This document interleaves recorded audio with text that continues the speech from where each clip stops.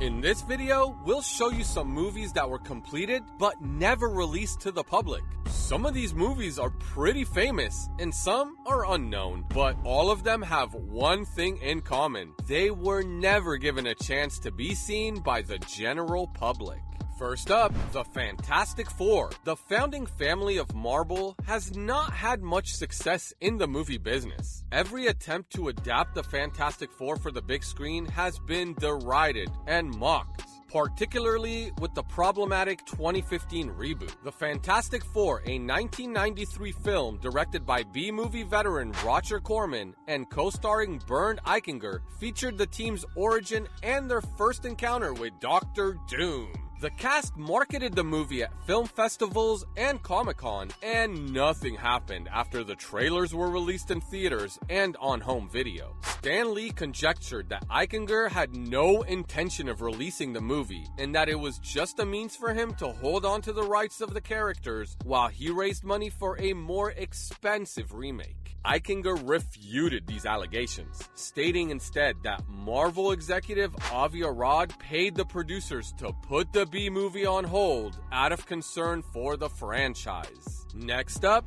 Nothing Lasts Forever. This is a 1984 movie starring Bill Murray, Dan Aykroyd, and Billy from Gremlins. Was produced by Lorne Michaels and directed by Tom Schiller, a writer for Saturday Night Live. Zach Galligan, who starred in Gremlins, holds a dead-end job in the dystopian New York City where the movie is set, but he aspires to be an artist. He discovers that the mythical hobos who live beneath the city can fulfill his wish of becoming an artist, but only if he takes a city bus driven by Bill Murray to the moon and charms one of its inhabitants. The totalitarian regime renders his dreams unachievable. It's odd and somewhat reminiscent of Terry Gilliam's bizarre science fiction film Brazil. After a poor screening, MGM canceled the project, and Nothing Lasts Forever has since languished in relative obscurity. The movie has been broadcast in several nations, including on Turner Classic Movies once in its entirety at 2 in the morning.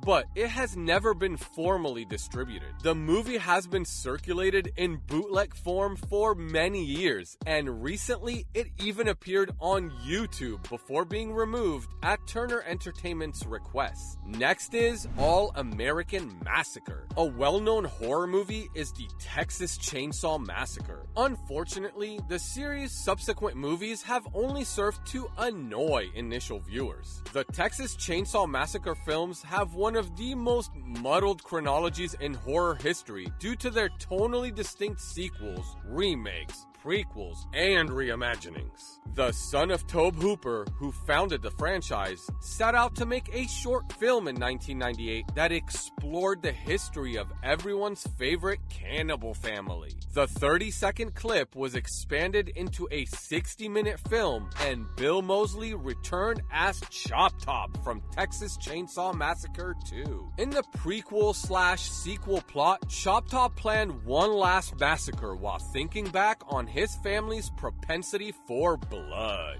The entire movie is said to have been shot, and about 15 years ago, a trailer even made its way online. There haven't been many updates on the project since then. A Kickstarter campaign was started a few years ago to raise money for post-production, but it fell short of its objective. Perhaps it's a good thing that this movie is still undiscovered based on the caliber of the trailer. Next we have The Brave.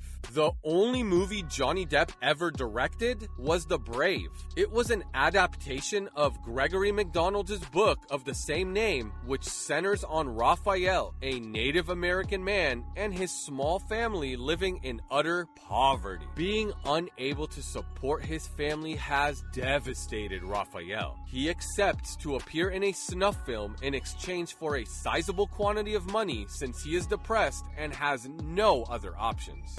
The depressing movie focuses on Raphael's relationships during the last week of his life.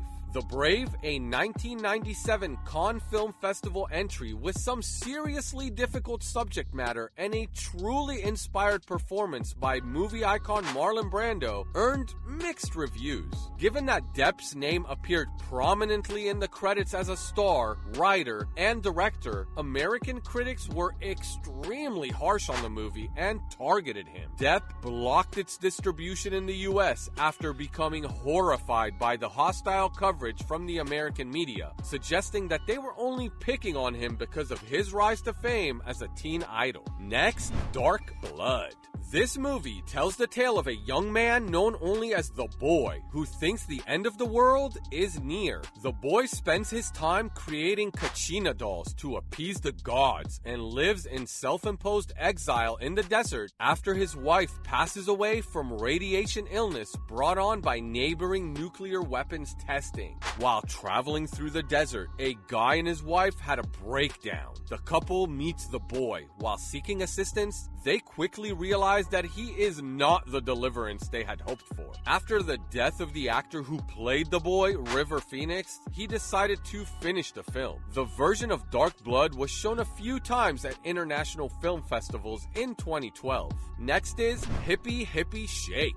This is a historical drama that centers on the counterculture of the 1960s and is based on the biography of Australian publisher Richard Neville. Neville, played by Cillian Murphy, and Louise Ferrier, played by Sienna Miller, are on trial for publishing an obscene issue of their magazine, Oz. Even though test screenings of the movie received largely favorable reviews, it has almost been 10 years since its last release. It's unclear why the movie was shelved, but some real-life figures who appeared in it expressed concerns. For example, the feminist author Germaine Greer, who appears in the movie, said, "You used to have to die before assorted hacks started munching your remains and modeling a new version of you." Even the actress who played Greer in the movie, Emma Booth, received advice from her to find an honest career. Next, The Day the Clown Cried. This 1972 movie featuring Jerry Lewis as a clown at a German World War II internment camp is an urban legend in the film industry. Even though Jerry Lewis, a comedian, was hesitant to play the clown, he decided to star in and direct the movie. He believed that by making the atrocities of the Holocaust known, he would be making a positive contribution. Lewis funded a large portion of the movie out of his own money. Therefore, there were funding issues with the movie from the beginning. When Joan O'Brien, the film's writer, objected to modifications Lewis had made to the script, particularly his choice to make the clown more sympathetic rather than the timid and selfish character that was intended, issues emerged that would ultimately prevent the movie from ever being produced. Lewis has repeatedly stated in the years after the film's completion that he is ashamed of the caliber of the work and that he is pleased that he was able to prevent its release. Next, Don's Plum. Leonardo DiCaprio was a member of the Hollywood Posse, nicknamed the Pussy Posse, in a notorious New York Magazine article before he won his first storied Oscar. The gang had a reputation for womanizing, starting fights, and being a bunch of rude brats. It also included other young male talents like Tobey Maguire and Kevin Connolly. A black and white independent film called Don's Plum has chronicled some of the unsavory traits of its young ensemble cast. However,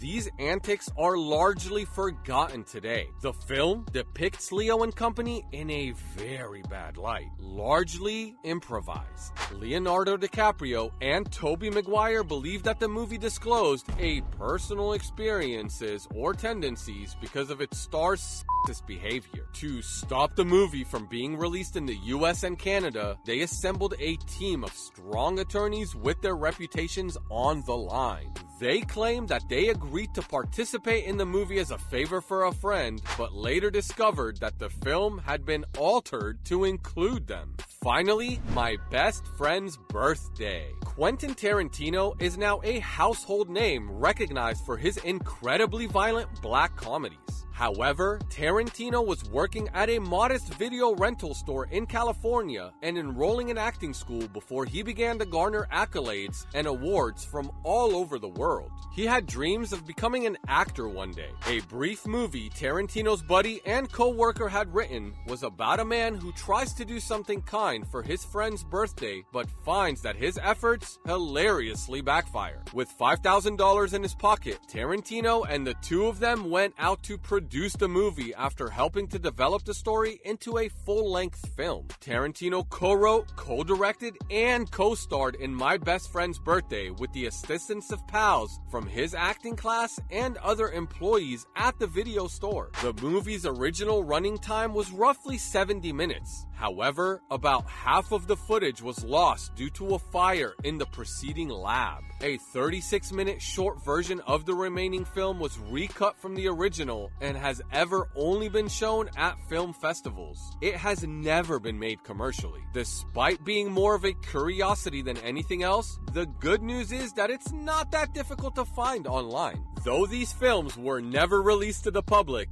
they provide an interesting glimpse into the lives and careers of some of Hollywood's biggest stars. Thanks for watching. If you like this video, like and subscribe to our channel for more videos like this. And don't forget to leave a comment below letting us know what you think. We love hearing from you.